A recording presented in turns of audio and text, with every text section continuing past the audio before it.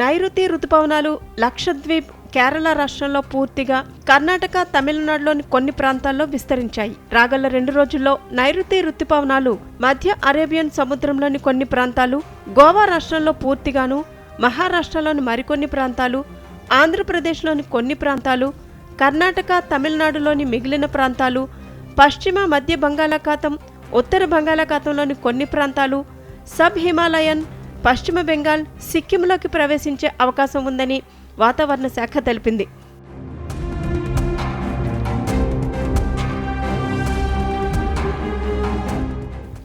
దక్షిణ కొంకణ్ తీరంలో రత్నగిరి, దాపోలి మధ్యలో వాయుగుండం తీరం దాటే అవకాశం ఉందని తెలిపింది.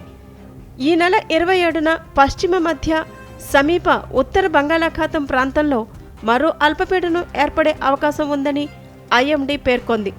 దీంతో రాగల 2 రోజుల్లో తెలంగాణలోని కొన్ని జిల్లాల్లో అక్కడక్కడ మోస్తరు వర్షాలు కురిసే అవకాశం ఉంది. ఆదివారం తెలంగాణలోని ఆదిలాబాద్, నిర్మల్, నిజామాబాద్, సంగారెడ్డి, మెదక్, కామారెడ్డి జిల్లాల్లో అక్కడక్కడ ఉరుములు, మెరుపులతో గంటకు 30 నుంచి 40 కిలోమీటర్ల వేగంతో ఈదురుగాలులతో కూడిన మోస్తరు వర్షం కురిసే అవకాశం ఉందని వెల్లడించింది.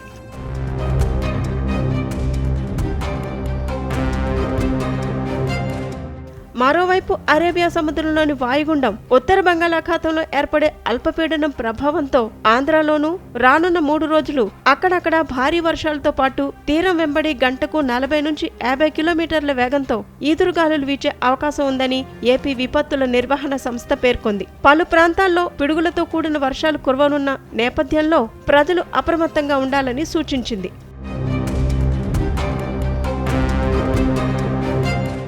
ఆదివారం అల్లూరి సీతారామరాజు, అనకాపల్లి, కాకినాడ, తూర్పుగోదావరి, కర్నూలు, నంద్యాల జిల్లాల్లో పలుచోట్ల పిడుగులతో కూడిన తేలికపాటి నుంచి మోస్తరు వర్షాలు, సోమవారం అల్లూరి సీతారామరాజు, శ్రీకాకుళం, ఏలూరు, ఎన్టీఆర్, కృష్ణా, పల్నాడు, గుంటూరు, బాపట్ల, ప్రకాశం, నంద్యాల, కర్నూలు, అనంతపురం, శ్రీ సత్యసాయి, అన్నమయ్య జిల్లాల్లో విస్తృతంగా మోస్తరు వర్షాలు కురిసే అవకాశం ఉందని వాతావరణ శాఖ అధికారులు తెలిపారు.